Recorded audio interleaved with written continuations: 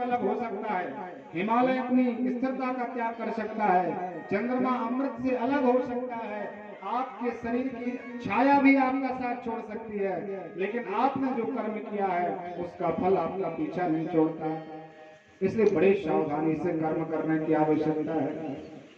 कर्म प्रधान विश्व करि राखा, जो जस करहि सो तस फल पावा।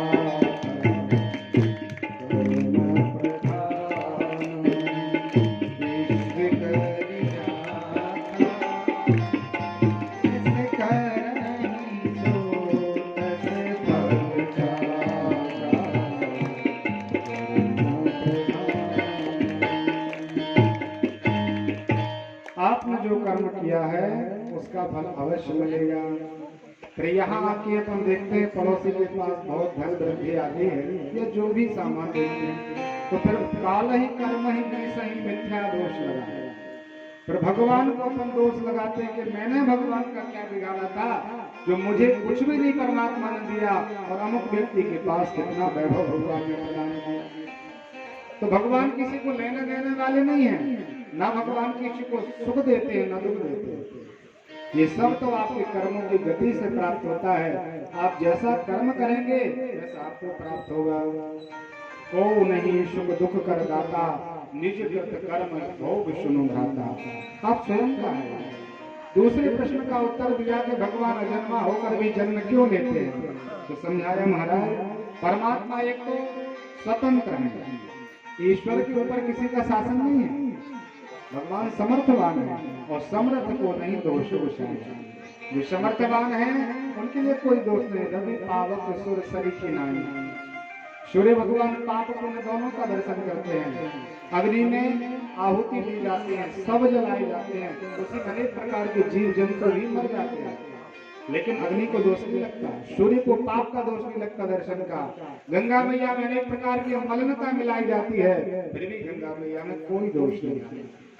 रवि पावक सुर सरिखे नाई, ये पहुंचे हुए जो महात्मा हैं इनके लिए कुछ भी साहस का कार्य है, पहली बात। दूसरा ये है भगवान ने अवतार क्यों लिया, तो समझाया कि देखिए इस भवकूप में हम जब गिर गए थे, अनंत काल तक प्रयास किया कि महाराज हम निकल जाएंगे, हम बाहर हो जाएंगे। जैसे कुएं में कोई गिर जाए और उसको तैरना नहीं आता, जल में रहने की विधि उसके पास नहीं है, तो महाराज बहुत हाथ पैर बार बार पटकता है, फिर भी वो डूब जाता है। लेकिन जिसको जल में रहना आता है, जिसको तैरने की क्रिया आती है, वो हाथ पैर भी नहीं चलाता और आनंद से जल विहार करता है, क्योंकि उसने उस जल में रहने की क्रिया सीख ली। इसी तरह संसार में हम आए हुए हैं, इसमें रहने की क्रिया सीखना पड़ेगा कि हमें कैसे रहना है। और यदि अपन को संसार में रहना नहीं आया तो महाराज बहुत हाथ पैर पटकना पड़ेगा। अनंत प्रयास करने पर भी आप अच्छे से नहीं जी पाएंगे। व्यक्ति अज्ञानवश होकर के ऐसे दुर्व्यवहार के कारण महाराज आत्महत्या कर लेते, शरीर को त्याग देते हैं, और शरीर ऐसे नहीं मिलाए।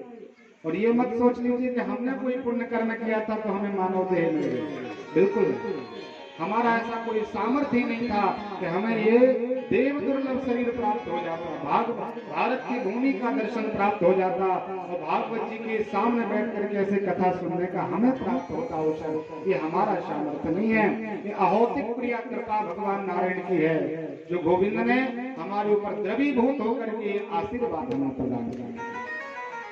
समझाया कि देखिए जब ये जीवात्माएं इस भवकूप में गिर जाती हैं तो बार बार पुकारते हैं, महाराज कृपा कीजिए, भगवान मुझे इस कूप से उबार लीजिए, इस भवसागर में बड़ा क्लेश है, बड़ा कष्ट है महाराज।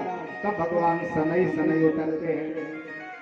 जैसे कुआं में कोई गिर गया तो उसको बचाने के लिए व्यक्ति दूसरा धीरे धीरे उतरता है, अब उत्तरित होता है, नीचे जाता है, उसका हाथ पकड़ता है और हाथ पकड़ करके कुएं से बाहर कर देते हैं। ऐसे ही भव सागर में डले हुए जीवात्माओं को परमात्मा अक्षय धाम प्रदान करने के लिए सनई सनई राम कृष्ण गोविंद 12 नृसिंह नारायण का रूप धारण करके भगवान आते हैं और हम सब के ऊपर कृपा करके भगवान हमें वैकुंठ वास प्रदान कर देते हैं। इसलिए भगवान का अवतार होता है। कई लोग तो कहते हैं महाराज भगवान रावण मर नहीं रहा था, कंस मर नहीं रहा था, इसलिए भगवान को मारने के लिए आना। ये ज्ञान है। भ्रकुटी विलास सृष्टि लय होई, जिन परमात्मा की भ्रकुटी का एक रोम खिसक जाए तो यह संसार में प्रलय आ जाता है। उन परमात्मा को मारने के लिए आना पड़ेगा क्या? लेकिन जब सुतीक्षण सर्वभंग अनसुईया मैया माँ सबरी और जब गौकर्ण जैसे संत परमात्मा को याद करते हैं, भगवान को ऋचाओं के द्वारा गाते हैं, भगवान का पूजन करते हैं, तो परमात्मा को अपना बस नहीं है, फिर भी परमात्मा को भक्ता दीन पराधीन भक्त के आश्रित होकर के गोविंद को अवतार लेना पड़ता है। भगवान आते हैं। 24 अवतारों की कथा महात्मा सूत जी ने एक एक श्लोक में बता दी कि भगवान ने 24 अवतार कब कैसे हुए।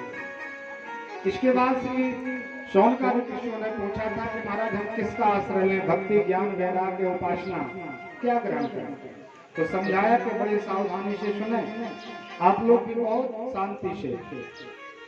भगवान श्री सूत जी महाराज ने समझाया कि देखिए जो ज्ञान कांड है, ज्ञान में ज्ञान की जो रास्ता जो मार्ग है वो तलवार के समान होता है। तलवार की जो धार होती है ना, वो ये नहीं समझती कि हमारे स्वामी का हाथ है या हमारे शत्रु का हाथ है। आपसे थोड़ी भी चूक गलती भूल हुई तो तत्काल वह तलवार आपका प्राण भी ले सकती है। ऐसा ये ज्ञान का मार्ग है। ज्ञान का मार्ग बड़ा कठिन है, इसमें भगवान दूर हो जाते हैं।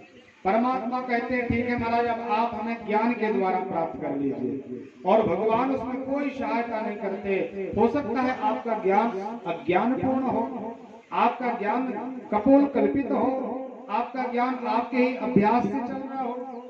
आजकल तो व्यक्ति हजारों लोग केवल आध्यात्मिक चर्चा करते हैं, लेकिन उनकी चर्चा में कितना ज्ञान है, कितनी सत्यता है, ये तो भगवान जाने महाराज।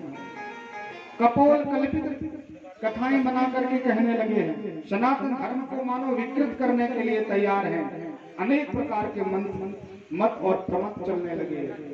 तो ज्ञान कांड बहुत ज्यादा आपको सहायक नहीं है।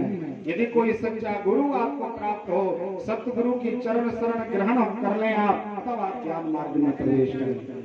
आप अपने मन के द्वारा कल्पित जो घटनाएं हैं उनके द्वारा ज्ञान से भगवान को नहीं पा सकते। वैराग्य की बात बताई, वैराग्य में भी बड़ी कठिनाइयां हैं।